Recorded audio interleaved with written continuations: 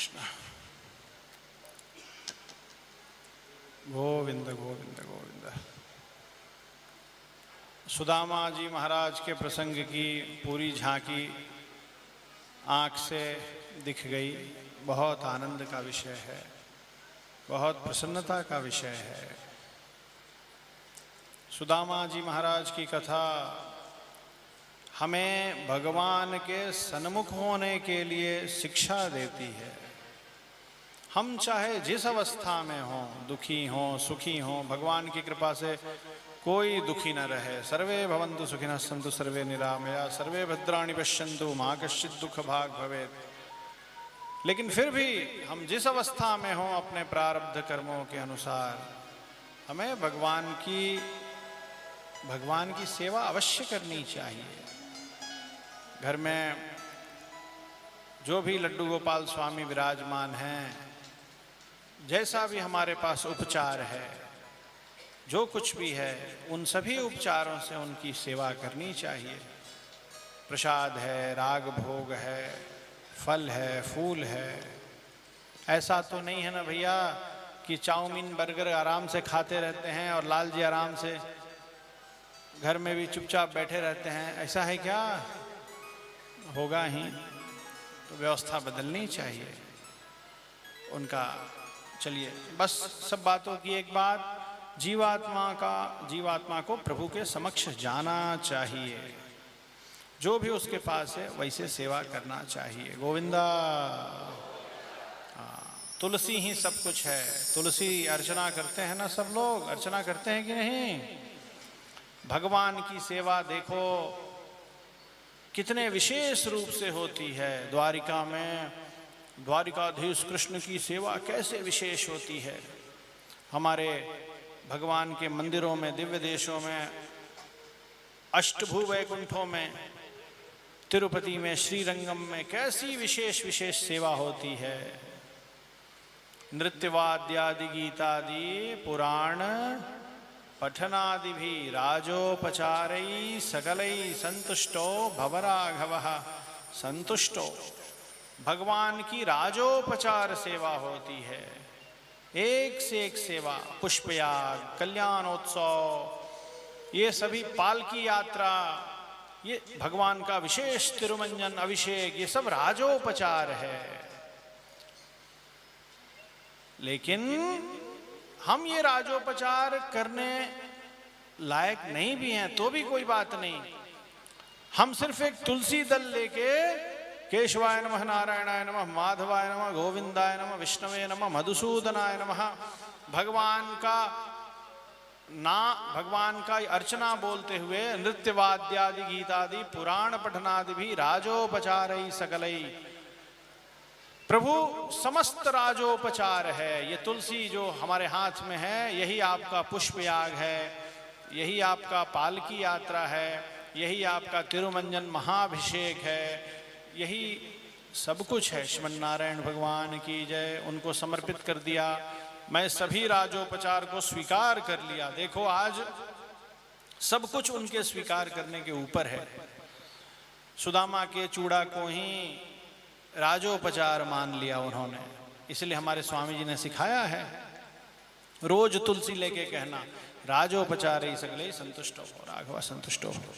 सहकांताय कल्याण निधये निधयेऽर्थिनां श्री वेंकट निवासाय श्रीनिवासाय मंगलम। आगे बढ़ते हैं। जिनसे भगवान को सेवा लेनी होगी जरूर समझेंगे। आगे लाल जी जाने। यदुवंश को ऋषियों का श्राप लगता है। पिंडारक क्षेत्र में भगवान की प्रेरणा से कुछ भगवान के परम भागवत जो तपस्वी के रूप में रहते थे, सन्यासी के रूप में थे, वो सब भगवान ने उनको मानसिक प्रेरणा दी और वो सब पिंडारक क्षेत्र में तपस्या कर रहे थे। और यदुकुल के कुछ उदंड बालक सांब को एक स्त्री के वेश में सजाकर उनके पास ले गए। उसके पेट में तकिया बांध दिया उसको साड़ी पहना दिया, काजल वगैरह वगैरह वगैरह सब लगा दिया। उदंड बच्चे ये सब करने में, उदंड माने थोड़े बदमाश बच्चे, शरारती बच्चे, ये सब करने में बड़े माहिर होते हैं। और स्त्री की तरह सजा के सांब को तकिया बांध के उन महात्माओं के पास लेके गए उन्हें चिढ़ाने के लिए। बोले महाराज ये बदमाशी के समय शब्द भी बड़े बढ़िया बढ़िया आ जाते हैं, दास तो बोल भी नहीं पाएगा।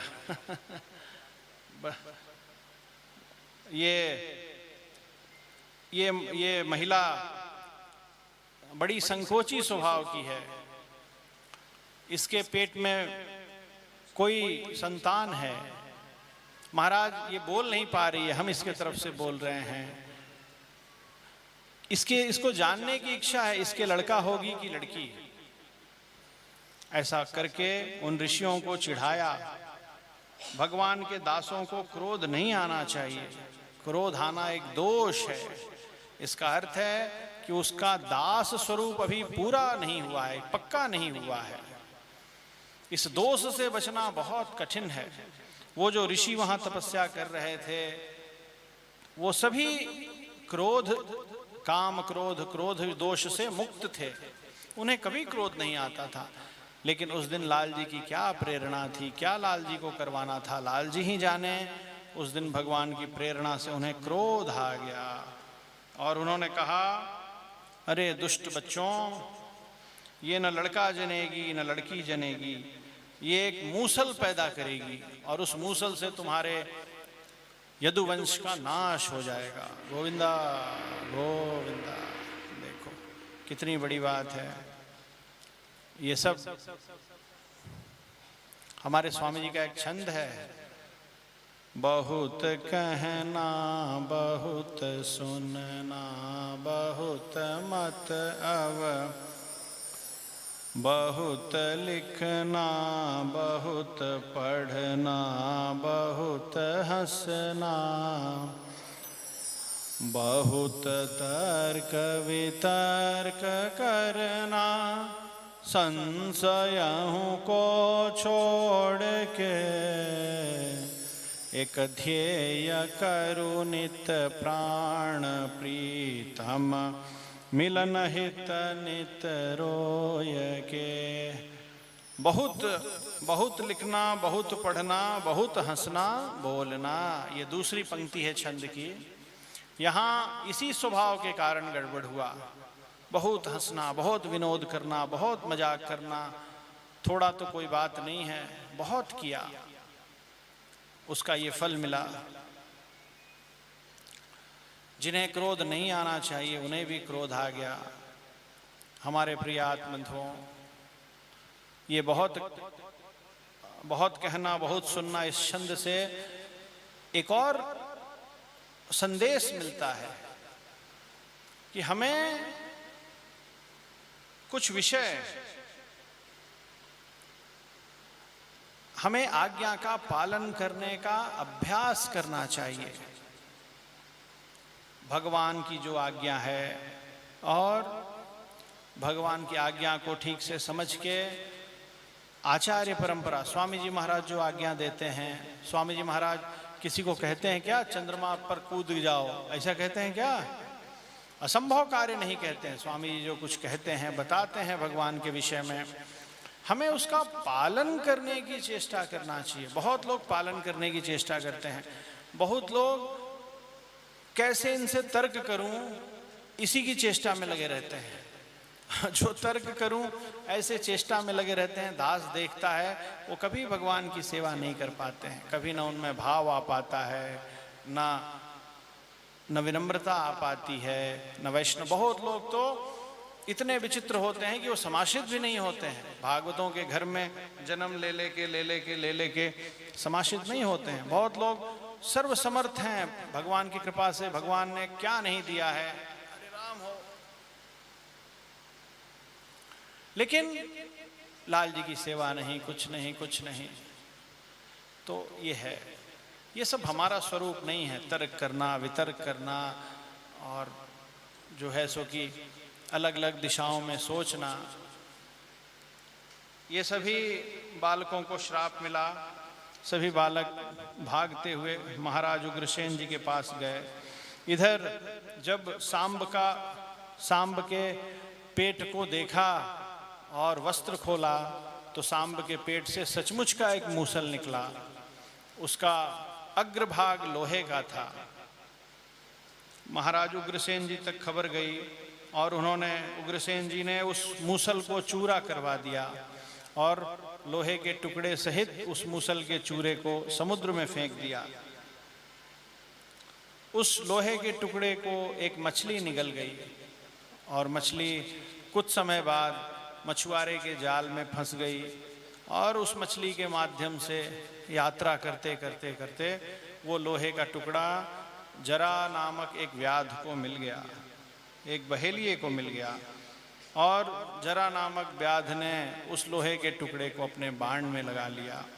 इधर मूसल के जिस चूर्ण को समुद्र में फेंकवा दिया था महाराज ने, वो समुद्र के प्रवाह से बह बह कर एक द्वीप के किनारे जा लगा और उस पर एक विचित्र प्रकार के घास की उत्पत्ति हुई। उस घास में गांठ नहीं थी, सरकंडे का एक वन प्रकट हो गया।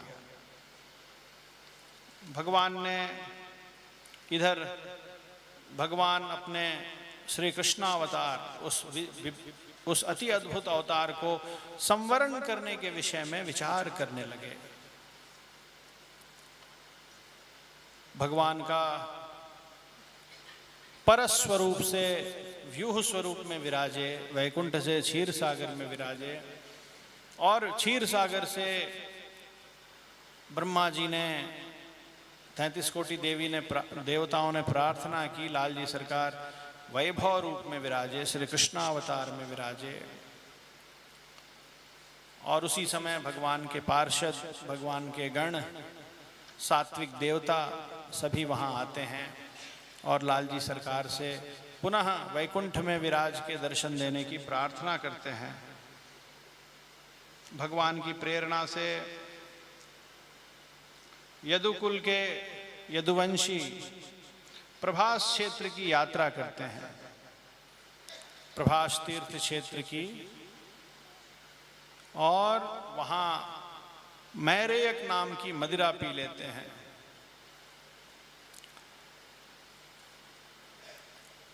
मैरेयक मदिरा की कुछ विशेषता सुखदेव जी ने बताई है। दास पढ़ रहा था, दास को बड़ा आश्चर्य हुआ कि भगवान कृष्ण के चरणारविंदों में जिनका मन रमण करता है, भगवान के अद्भुत लीला रहस्य को जो जानते हैं, वो मैरेयक के गुण कैसे बताते हैं। तो दास को अनुभव हुआ कि ये बताना कितना आवश्यक था। सुखदेव जी कहते हैं, राजा परीक्षित, ये मैरेयक पीने में तो बड़ी मीठी लगती थी, लेकिन धीरे धीरे धीरे, जल्दी से जल्दी पीने के बाद पेट में जाते ही इसके प्रभाव से सबसे बुद्धि खराब हो जाती थी। हाथ पैर तो सही सलामत रहते थे, स्वास्थ्य भी ठीक रहता था, लेकिन बुद्धि का स्वास्थ्य बिगड़ जाता था। हमारे प्रिय आत्मबंधुओं, ये मदिरा जब जब पिया है भगवान के भागवतों ने, तब तब गड़बड़ हुआ है।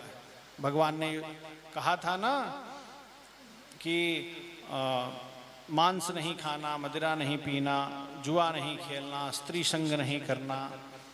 तो युधिष्ठिर जी महाराज जुए के आसन में बैठे थे, किस दशा को प्राप्त हो गए। अभी ये मदिरा का उदाहरण आ गया। ये यदुवंशी मदिरा पिए नाश को प्राप्त हो गए। कहने का भाव ये है कि भगवान की सेवा करनी है तो हमें इन सब विषयों से सदा बच के रहना चाहिए। मांस भक्षण कभी नहीं करना चाहिए, हिंसा नहीं करनी चाहिए, और जुआ नहीं खेलना चाहिए, और स्त्री गमन नहीं करना चाहिए, स्त्री गमन पाप नहीं करना चाहिए, और ये सब विषयों का ध्यान रखना चाहिए। मदिरा भूल के भी नहीं पीनी चाहिए। ये मैरेयक मदिरा की तरह और भी 2-4 मदिराएं हैं ये जो काम है, क्रोध है, मद है, मोह है, निंदा आदि है, ये सब भी मदिरा के समान ही हैं। मैरेयक मदिरा के गुण इनमें भी हैं। इनका आचरण करते समय तो बहुत आनंद आता है, लेकिन ये आचरण में अमृत के समान है, लेकिन परिणाम में विष के समान है। ये सब है। मैरेयक मदिरा के प्रभाव से सब यदुवंशियों की बुद्धि भ्रष्ट हो गई, अपना स्वरूप भूल गए और आपस में युद्ध करने लगे। द्यूत क्रीड़ा करी और उसके बाद युद्ध करने लगे। भयानक युद्ध किया और परस्पर एक दूसरे के विनाश के हेतु हो गए, परस्पर एक दूसरे को मार डाला। बलराम जी ने देखा कि भगवान की माया से भगवान अब अपने श्री कृष्णावतार का संवरण करने वाले हैं। उन्होंने समुद्र के तट पे आसन जमाया और भगवान के अवतार से लेके अभी तक की सभी लीलाओं का स्मरण करते हुए उन्होंने अपना चरम त्रिमेनी का त्याग कर दिया, अपने इस दिव्य श्री विग्रह का त्याग कर दिया। लाल जी को अनुभव हुआ हमारे प्रिय सेवक ने संसार का त्याग कर दिया है। भगवान भी एक पीपल के वृक्ष के तले विराज गए। उनका दिव्य शंख चक्र गदा पद्मधारी दिव्य चतुर्भुज स्वरूप है। उस समय उद्धव जी का मन बड़ा भारी हो गया। उद्धव जी बड़े भारी मन से भगवान के पास आए। भगवान ने उस समय भी उनसे कहा, गोविंदेति यदा क्रंद कृष्णा माम दूरवासिनम ऋणम प्रवृद्धमिव में हृदयान्नापसर्पिते। उद्धव, सब तो ठीक है, सब बहुत अच्छा रहा, मैंने ब्रजवासियों को बहुत सुख पहुंचाया, उन्होंने हमारे कृष्णावतार का बहुत अद्भुत अनुभव किया, अर्जुन का रथ हाँका, लेकिन कृष्णा द्रौपदी का जो गोविंद नामोच्चारण था, चीर हरण करते समय जो उसने मुझे गोविंद गोविंद कह के पुकारा था, वो मुझे अभी भी स्मरण आ रहा है। और भगवान की आज्ञा से उद्धव जी प्रस्थान करते हैं। इधर जरा नाम का व्याध आ जाता है और दूर से वृक्षों के लता गुल्मों के झुरमुट में भगवान का पादारविंद देखता है, चरणारविंद को देखता है। वज्रादपि कठोराणी मृदु कुसुमादपि, पुष्प से भी कोमल उन चरणों को देख के उसको ऐसा अनुभव होता है, ऐसा भ्रम हो जाता है कि ये किसी हिरण शिशु का मुख है। और उस लोभ से, हिरण शिशु के लोभ से वो बाण का संधान कर देता है। श्रीमन्नारायण भगवान की जय। ऐसा तो नहीं कह सकते हैं कि वो बाण जाके लाल जी से